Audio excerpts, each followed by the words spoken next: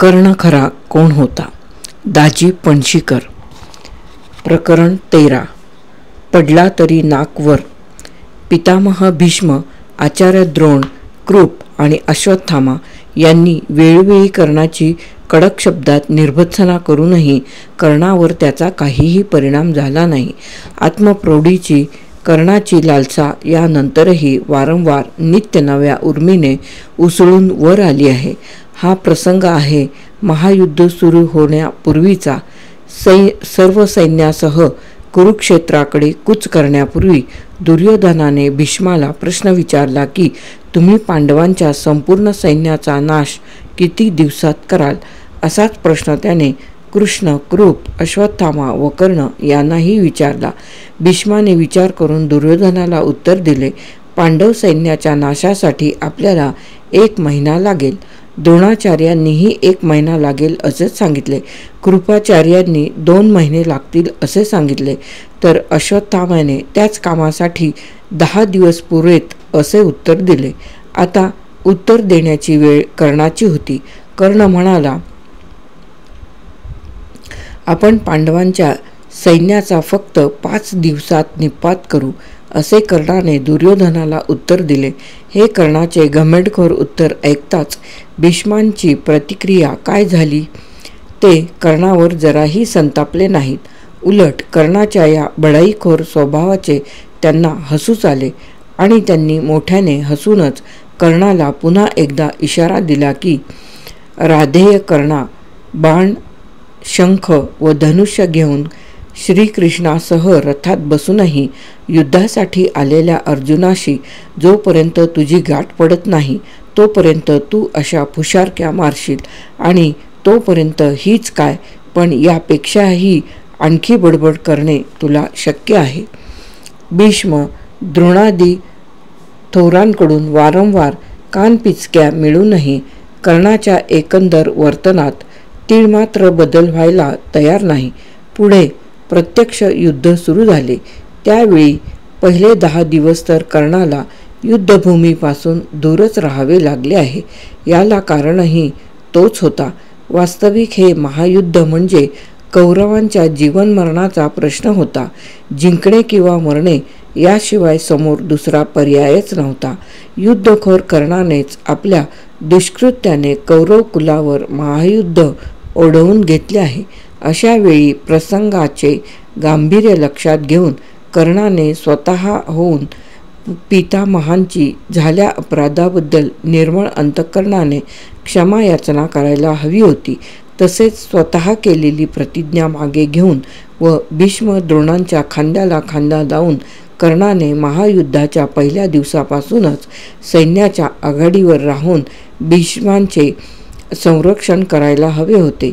ज्या दुर्योधनाच्या कृपेने 13 वर्षे अकंटक असे अंगदेशाचे राज्य आपण भोगले म्हणून कर्णाने श्रीकृष्णाला तो शिष्टाईहून परत जाताना स्वतःच सांगितले होते. त्याचे स्मरण करून तरी कर्णाने मित्राचे महत्कार्य जाणून स्वतःचे मान अपमान गुंडाळून युद्धासाठी सिद्ध व्हायला हवे होते. कर्ण हा जर एक सामान्य नागरिक वा साधा सैनिक असता तर त्याच्या या आडमुठ्या धोरणाचा विचार इतक्या गांभीर्याने करण्याचा प्रश्नच उपस्थित झाला नसता. पांडवांचा पक्ष न्यायाचा आहे व दुर्योधन अन्यायाने त्यांच्याशी कलह करतो आहे हे माहीत असूनही दुर्योधनाचे हे वर्तन मनापासून पसंत नसतानाही भीष्म, द्रोण, कृप या सर्वच नेत्यांनी खाल्लेल्या अन्नाला जागून प्राणांत होईपर्यंत कौरवांच्या सिंहासनाशी निष्ठा राबलेली आहे. धडधडीत खोटेपणा डोळ्यांसमोर चालला असता वाममार्गाचे अनुसरण करून पांडवांना कपटाने वल्कले लक्तरे नेसायला लावून त्यांना भल्या ताटावरून उठवून देशोधडीला लावणाऱ्या दुर्योधनाचे अपराध या सर्व थोरांना दिसत नव्हते का, कळत नव्हते? प्रसंगी वेळोवेळी भीष्म द्रोणांनी दुर्योधनाचा, कर्णाचा, त्यांच्या कपटबुद्धीबद्दल निषेधही नोंदवला आहे. पण हे जोपर्यंत शक्य होते तोपर्यंतच.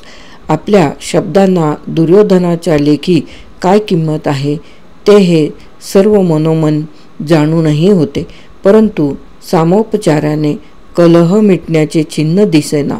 अशा आणि श्रीकृष्णाची शिष्टाईसुद्धा वाया गेली. तेव्हाच या वृद्धांची खात्री होऊन चुकली की आता मनात इच्छा असो वा नसो, कौरव पांडवांच्या युद्धात अखेर आपल्याला हातात शस्त्र घ्यावे लागणार, आणि तेही पांडवांविरुद्ध. दुर्योधनकृत मूल्यमापन या बाबतीत दुर्योधनाचाही विचार करण्यासारखा आहे. भर सभेत दुर्योधनानेच धृतराष्ट्राला मोठ्या तोऱ्यात सांगितले होते की मी भीष्म, द्रोण, कृप, अश्वत्थामा इत्यादी योद्ध्यांवर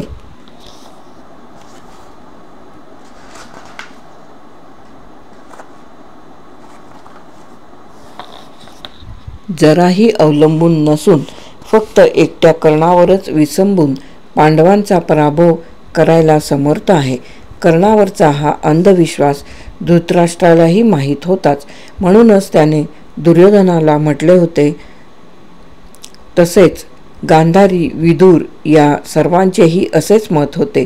तेव्हा दुर्योधनाने कर्णाला युद्धाला प्रवृत्त करायला हवे होते, परंतु वेळी अवेळी पितामहांचा उपहास करणारा दुर्योधन महायुद्धाचा प्रसंग समोर येऊन ठेपल्यावर मात्र त्याच भीष्मांना स्वतःच्या नितांत कल्याणासाठीच मन एकाग्र करावे म्हणून हात जोडून निर्लज्जपणे प्रार्थना करतो, त्यांची आर्जवे करतो, हेच आश्चर्यकारक आहे.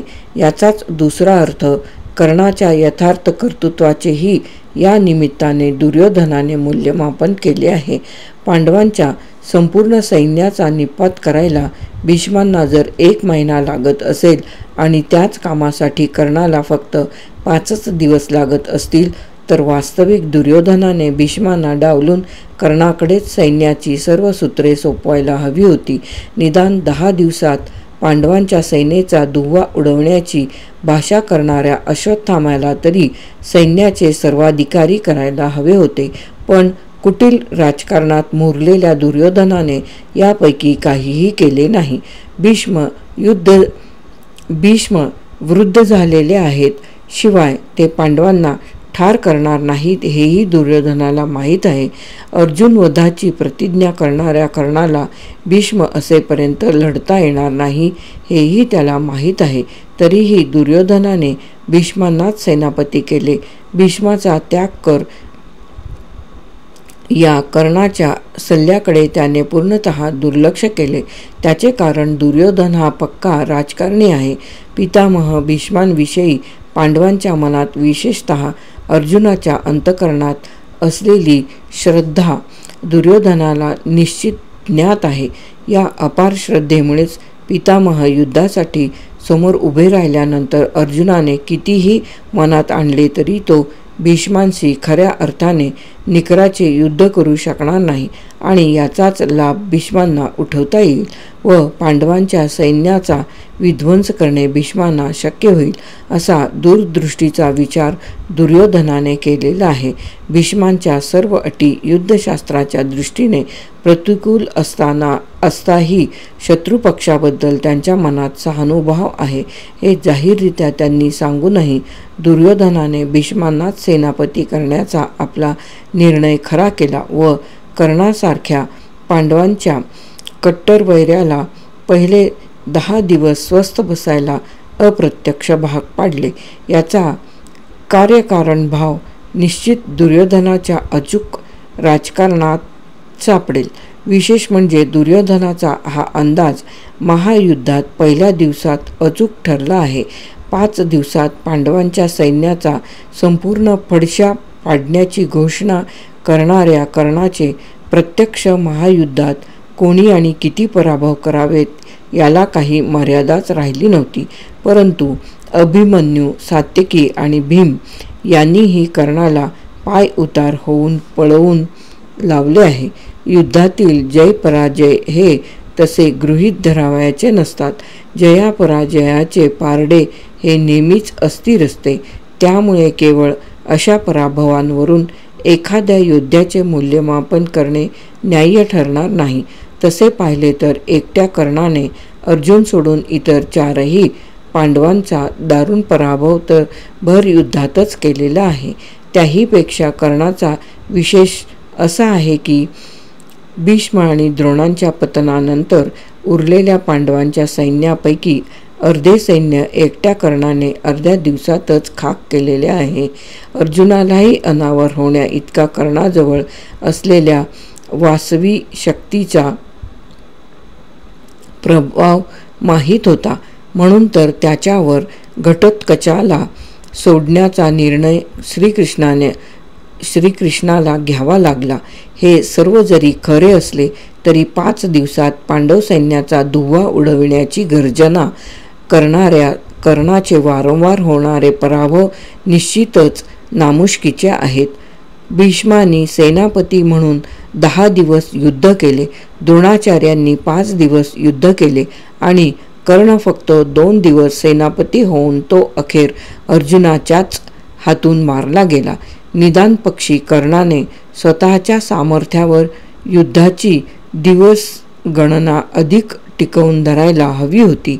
भीष्म पडल्यानंतर उरलेल्या 7 दिवसात कर्णाचा कमीत कमी 8 वेळा पराभव पदोपदी झालेला आहे.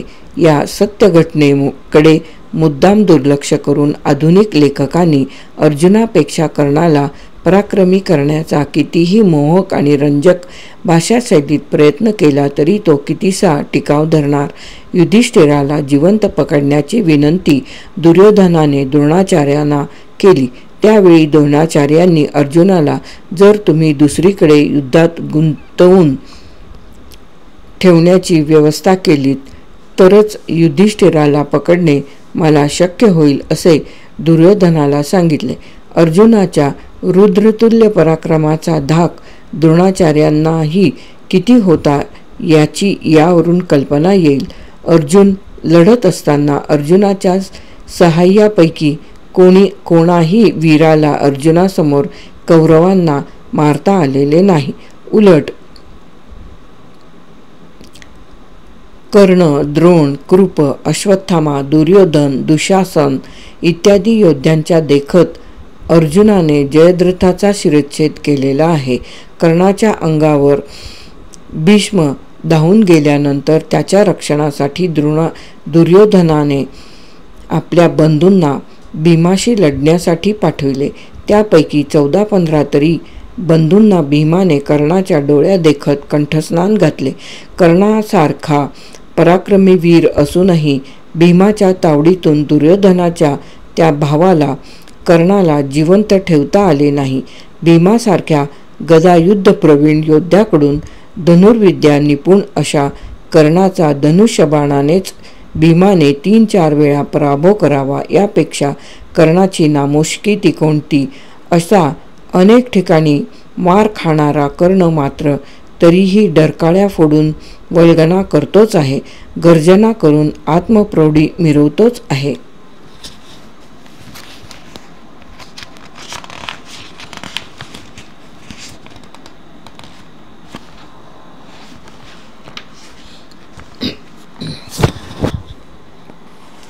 पराभव माला. आचार्य द्रोण सेनापती झाल्यानंतर कर्ण युद्धात लढू लागला. अगदी दुसऱ्या दिवशी म्हणजे युद्धाच्या 12व्या दिवशीच अर्जुनाने कर्णाची प्रारंभीच खोडकी जिरवली आहे. वस्तुतः कर्ण हा 10 दिवस स्वस्थ बसून राहिला, त्यामुळे त्याला विश्रांती मिळालेली आहे. परंतु अर्जुन व पांडवांचे इतर वीर भीष्म, द्रोण, अश्वत्थामा इत्यादी रणधुरंधर वीरांशी सतत 10 दिवस अतितटीने लढत आहेत आणि कर्ण हा नव्या दमाचा योद्धा आता कौरवांच्या सैन्यात दाखल झालेला आहे. त्यामुळे आल्याच कर्णाने पांडव सैन्याची धूळदाण करायला हवी होती. आपले बाहुबल आणि शस्त्रास्त्र नैपुण्य यांनी कर्णाने दुर्योधनाला उल्हसित करून पांडवांच्या पोटात धडकी निर्माण करून आपला दरारा निर्माण करायला हवा होता. द्रोण, कृप व परशुराम यांच्याकडून मिळालेल्या चतुर्विध अस्त्रांच्या सहाय्याने कर्णाने पांडवांच्या सैन्यात प्रलय मांडायला हवा होता. पण ज्या अर्जुनाशी अहर्निश वैर करण्यात कर्णाने बहुमल वेळ घालविला तोच अर्जुन युद्धासाठी समोर ठाकल्यानंतर मात्र अर्जुनाने कर्णाचा अगदी पालापोचाळा करून टाकला आहे. अर्जुनाने 7 बाणांनी कर्णाला जखमी तर केलेच, परंतु धृतराष्ट्र पुत्रांच्या आणि कर्णाच्याही डोळ्यादेखत त्याचे 3 भाऊ अर्जुनाने ठार केले. आपल्या बंधूंनाही अर्जुनाच्या तावडीतून सोडवून त्यांना जीवदान देण्यात कर्णाचा पराक्रम निष्फळ ठरला. नंतर सात्यकीचे व कर्णाचे युद्ध जुंपले. अर्जुनाशी तर सोडाच, पण सात्यकीशी लढताना देखील कर्णाचा पराक्रम आणि त्याचे युद्ध कौशल्य निष्प्रभ ठरले. सात्यकीला युद्धात पराभूत करण्याऐवजी त्याच्याच तावडीतून कर्णाला सोडविण्याचा प्रसंग दुर्योधन, द्रोण व जयद्रथ यांच्यावर आलेला आहे. दुर्योधन, द्रोण व जयद्रथ हे तिघेही कर्णाच्या संरक्षणासाठी चालून आले आणि त्यांनी सात्यकी रूपी समुद्रात गटांगळ्या खाणाऱ्या कर्णाला वाचवले. त्यानंतर अभिमन्यूशी कर्णाचा सामना जुंपला. त्याही वेळी अभिमन्यूसमोर कर्णाची डाळ शिजली नाही. अभिमन्यूसमोर कर्ण संकटग्रस्त झालेला पाहताच त्याच्या मदतीसाठी कर्णाचा भाऊ धावून आला, परंतु कर्णासमोरच कर्णाच्या भावाचा अभिमन्यूने वध केला. बंधूच्या मरणाने शोकाकुल झालेल्या कर्णाचा कंकपत्र बाणाने अभिमन्यूने पराभव करून शिवाय त्याला रणांगणातून पळवून लावले. द्रोणपर्वातच भीमाने धनुष्यबाणाने लढून कर्णाचा 3-4 वेळा दारुण पराभव केला आहे. धनुष्य, ध्वज, सारथी व रथाचे घोडे यांचा निकाल लावून भीमाने कर्णाला रणांगणातूनच पळवून लावले आणि अत्यानंदाने भीम सिंहनाद करू लागला. पुढे जयद्रथाच्या वधाची अर्जुनाने प्रतिज्ञा केल्यानंतर कौरवांच्या पक्षातील सर्व वीर जयद्रथाच्या संरक्षणासाठी सज्ज होऊन पांडवांशी लढू लागले. त्यावेळी भीमाची व कर्णाची लढाई झाली. त्याही लढाईत कर्णाची अत्यंत शोचनीय स्थिती भीमाने धनुष्यबाणाच्या सहाय्याने केली. हे विशेष आहे. भीमासमोर आपला कसा पराभव झाला आणि आपली दयनीय अवस्था भीमाने कशी केली ते कर्णाने स्वमुखानेच दुर्योधनाला सांगितली आहे. द्रोणपर्वातील 164व्या अध्यायात कर्णाचा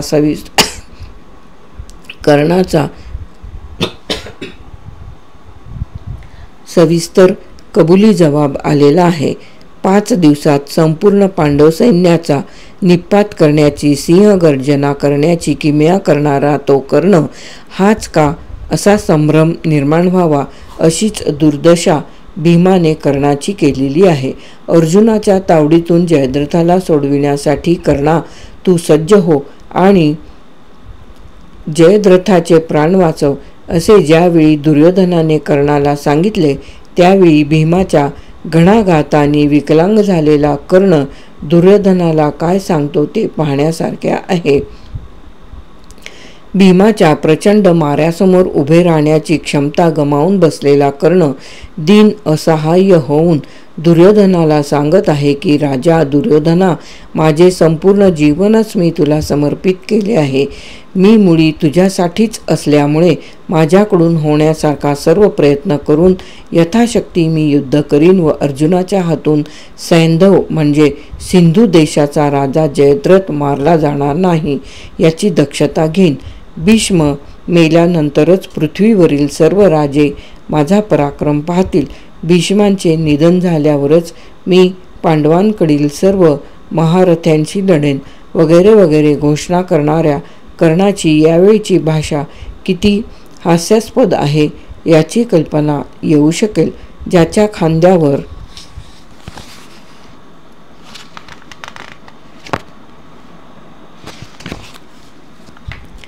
भार टाकून निर्धास्त राहण्याची दुर्योधनाने अपेक्षा केली, त्याच वाचाळवीर कर्णाला अर्जुन, अभिमन्यू, भीम, सात्यकी यांच्या तडाख्यातून सोडविण्याचा प्रसंग दुर्योधन व इतर वीरांवर आलेला आहे. घटोत्कचाने कौरवांच्या सैन्यात आपल्या विध्वंसक लीलांनी प्रलय काळीचा संहार मांडला. त्यावेळी कौरव सैन्याची दुर्दशा होऊन ते सैरभैर होऊन दिसेल त्या दिशेला पळू लागले. त्यावेळी कर्ण अढळपणे घटोत्कचाला तोंड देत उभा राहू शकला नाही. कर्णही घटोत्कचासमोर पळ काढून दूर गेला. फक्त एकटा अश्वत्थामाच काय तो अत्यंत धीराने घटोत्कचाशी सर्व सामर्थ्यानिशी युद्ध करीत होता. इतके दारुण आणि अपमानास्पद प्रसंग स्वतःवर ओढवल्यावर सदैव अहंकाराच्या वाऱ्याने शिगोशिक भरलेल्या शिडातील हवा या ना त्या निमित्ताने निघून गेल्यावर कर्णाने निदान स्वतःचे तोंड जरी बंद ठेवले असते तरीही त्याने पुष्कळच सत्कार्य केले असते असे म्हणता आले असते. परंतु कर्णाला वारंवार थपडा बसूनही कर्ण स्वपराक्रमाची शेकी मिरवतोच आहे. त्यांचे हात कोण धरणार? काही वेळापूर्वी घटोत्कचाच्या झंझावाती माऱ्यापुढे इतरांसह पळून गेलेला कर्ण पुन्हा दुर्योधनासमोर येऊन स्वतःची बढाई मारू लागला. कर्णाची दर्पोक्ती पाहण्यासारखी आहे. अर्जुनाच्या सहाय्यासाठी साक्षात इंद्र जरी धावून आला तरी त्याचा सुद्धा निपात करून मी अर्जुनाला लोळवीन, इंद्रानेच दिलेली अमोघ शक्ती अर्जुनावर टाकीन आणि त्या शक्तीने अर्जुन ठार झाल्यावर त्याचे भाऊ तुझे दास होतील किंवा ते परत अरण्यात जातील. अहंकाराच्या दुर्गंधीने आसमंत दूषित करणारी कर्णाची आत्मप्रौढी ऐकून तेथे असलेले कृपाचार्य खवळले आणि त्यांनी लगेच कर्णाची कडक आणि परखड शब्दात हजेरीच घेतली. राधेया, शाबास, वाह! जर या बोलण्याने सर्व संकल्प पूर्ण होत असतील तर दुर्योधनाला तुझा फारच मोठा आधार मिळाला असे म्हटले पाहिजे. तुझ्यामुळेच तर दुर्योधन आता खऱ्या अर्थाने सनाथ झाला. अरे कर्णा, दुर्योधनासमोर नेहमीच फुशारका मारतोस, पण तुझा पराक्रम आणि त्याचे यश मात्र आम्ही कधी प्रत्यक्ष पाहिले नाही. सूतपुत्रा, अनेक वेळा तुझी व पांडवांची लढाईत गाठ पडली आहे, पण प्रत्येक वेळी पांडवांनी तुझा पराभव केलेला आहे. कर्णाच्या पराक्रमाचे वाभाडे काढणारा इतका ढळढळीत पुरावा कृपाचार्यांच्या मुखाने महाभारतातील द्रोण पर्वातच 158व्या अध्यायात आलेला आहे. अनेक नामवंत विद्वानांनी अनेक वर्षाच्या अविश्रांत परिश्रमाने संशोधित केलेल्या भांडारकर प्रतीतही हाच पुरावा 133व्या अध्यायात असाच आलेला आहे. कर्णाच्या एकूण कलंकित जीवनावर बुद्धिपुरस्कार पांघरून घालावयाचे ठरवले आणि त्याच्या शौर्याबद्दल, त्याच्या धनुर्विद्येतील नैपुण्याबद्दलच गुणसंकीर्तनासाठी काही पाने खर्चिक घालायची ठरवली. तरीही आतापर्यंत दिलेल्या कर्णाच्या पराभवांवरून कोणीही सुबुद्ध आणि सुविद्य माणूस कर्णाच्या पराक्रमाचे कधीही गोडवे गाणार नाही याची आम्हाला खात्री आहे. आता कोणी कर्णभक्त जर डोळ्यांवर झापड बांधून सत्य असलेले सर्व पुरावे धुडकावून व वाचकांची दिशाभूल करण्यासाठी म्हणून जर सबंध महाभारत कर्णाच्या तेजाने जागोजाग उजळून निघाले आहे असे कंठशोष करून सांगू लागला तर त्याचा हात कोण धरणार?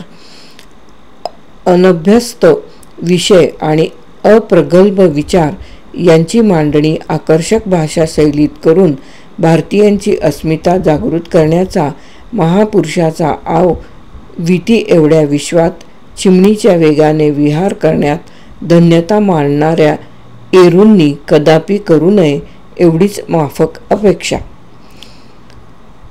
जोवरी न देखिला अर्जुन. पांडवांनीच दरवेळी कर्णाचा युद्धात पराभव केलेला आहे असे त्याच्या तोंडावर बोलूनच कृपाचार्य थांबत नाहीत. कर्णासारखे निराधार आणि आगापिछा सोडून बोलण्याचा कृपाचार्यांना सराव नव्हता.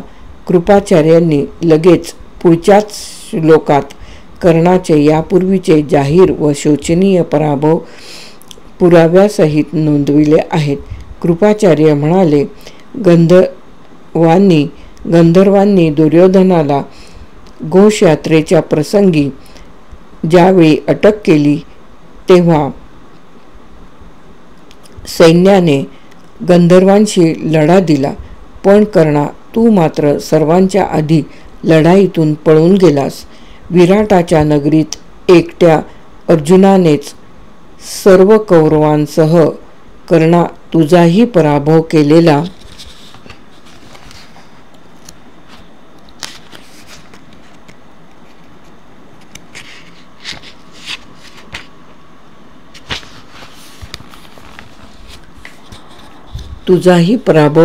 आहे. त्याचवेळी तुझा भाऊही अर्जुनानेच ठार केला आहे. कर्णा, एकट्या अर्जुनाला रणांगणात जिंकण्याच्या बाबतीत स्वतः असमर्थ असूनही सर्व पांडवांना आणि श्रीकृष्णालाही युद्धात जिंकण्याची अमर्याद कांक्षा तू कशासाठी मनात बाळगीत आहेस? वरीलप्रमाणे परखड शब्दात कर्णाची अजेरी घेतल्यावर पुढच्या 19 व 20व्या श्लोकात कृपाचार्य म्हणाले, कर्णा, व्यर्थ बडबडू नकोस. न बोलता तू लढ. तू फारच फुशारक्या मारीत आहेस. मौन पाळून समशेर गाजविणे हाच जातिवंत क्षत्रियाचा धर्म असतो. शरद ऋतूतील कोरडा मेघ ज्याप्रमाणे फक्त गडगडाट करतो, गर्जनाच करतो, त्याप्रमाणे तू ही कृती मात्र काहीच करीत नाहीस. आणि हेच नेमके दुर्योधनाच्या कसे लक्षात येत नाही. इतके म्हणून शेवटी कृपाचार्यांनी कर्णाचे भवितव्य सूचित केले. राधेय, जोपर्यंत तुला अर्जुन समोर दिसला नाही तोपर्यंतच तुझ्या गर्जना वल्गना चालू राहतील. तो अर्जुन एकदा का समोर दिसला की तुझी वल्गना फोल ठरेल, हवेत विरून जाईल. अर्जुनाचे बाण तुझ्यावर कोसळले नाही तोपर्यंत तुझी गर्जना चालू राहील. त्याच्या बाणांनी तू छिन्नभिन्न झालास की तुझी गर्जना विलयाला जाईल. दुर्योधनाच्या समोर कर्णाच्या दोषांचे निर्भीडपणे चित्रण केल्यानंतर शेवटी कृपाचार्यांनी घमेंडखोर कर्णाचे प्रधान लक्षण नेमक्या शब्दात सांगितले आहे. ते पुढे उपरोधाने म्हणाले, क्षत्रियांचे श्रेष्ठत्व बाहुबलात असते. ब्राह्मणांचा पराक्रम वाणीत असतो. अर्जुन धनुर्वेदात श्रेष्ठ ठरला तर कर्णाचे शौर्य फक्त मनोरथातच दंग होण्यात आहे. कृपाचार्यांनी केलेल्या वरील वर्णनावरून कर्ण हा कृतिवीर होता की वाचीवीर होता ते अगदी स्पष्टपणे दिसून येते. यापूर्वी भीष्म, द्रोण, अश्वत्थामा इत्यादी वीरांनीही कर्णाबद्दल काय उद्गार काढले ते आम्ही उद्धृत केलेच आहेत.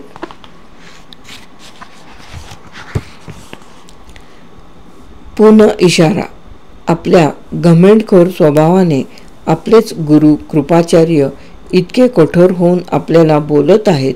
ते निदान प्रसंग ओळखून तरी कर्णाने समजायला हवे होते.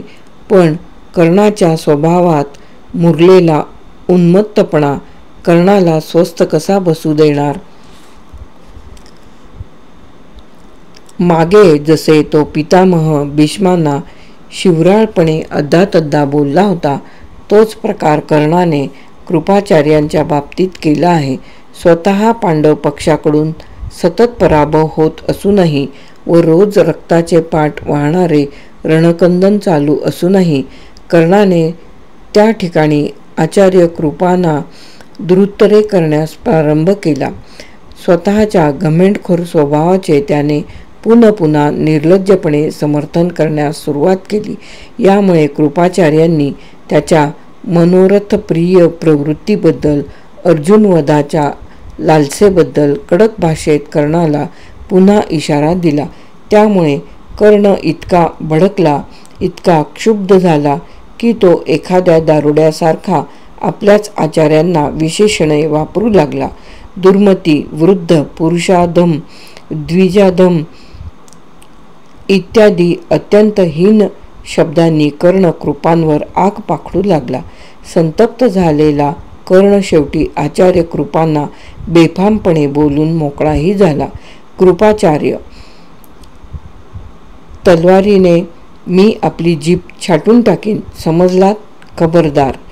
जो नीचात्मा कर्ण आपल्या वयोवृद्ध व कुरुकुलाच्या आणि स्वतःच्याही आचार्यांना जीभ छाटून टाकण्याची सर्वांसमक्ष अकारण धमकी देतो, त्याचे मग सर्वांसमक्ष कोणी मुंडके उडवले तर त्यात गैर काय ठरेल?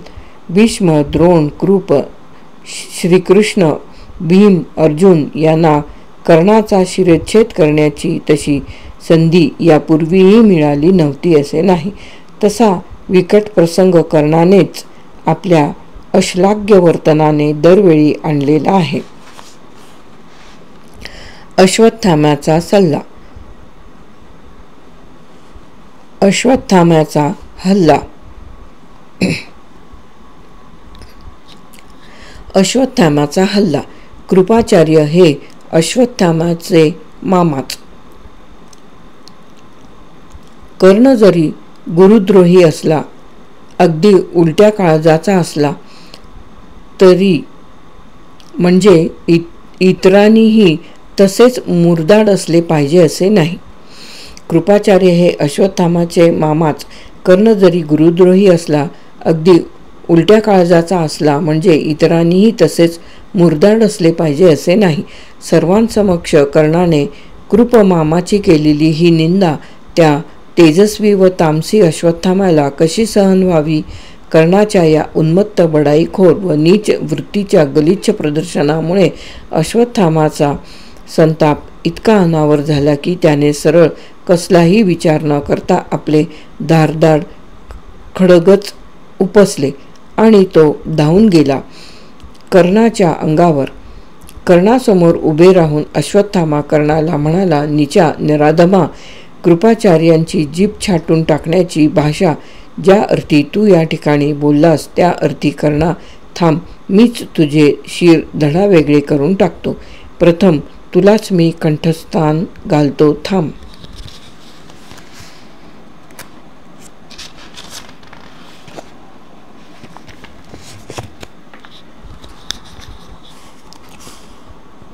महायुद्धासारखा सर्वसंहारक युद्धप्रसंग चालू असताना आपल्याच पक्षात कर्णाने कोणता प्रसंग ओढवून घेतला त्याची वरील घटनेवरून कल्पना येईल.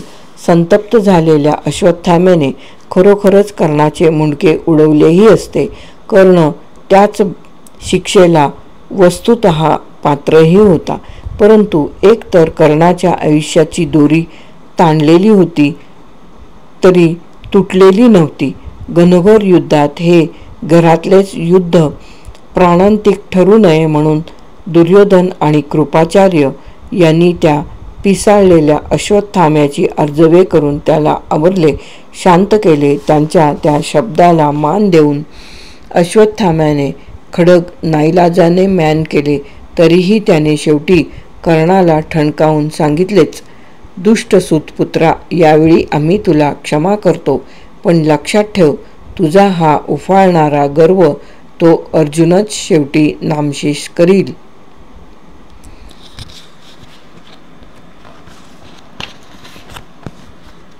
प्रकरण 13 पडला तरी नाक वर येथे समाप्त. प्रकरण 13 पडला तरी नाक वर. कर्ण खरा कोण होता? दाजी पणशीकर.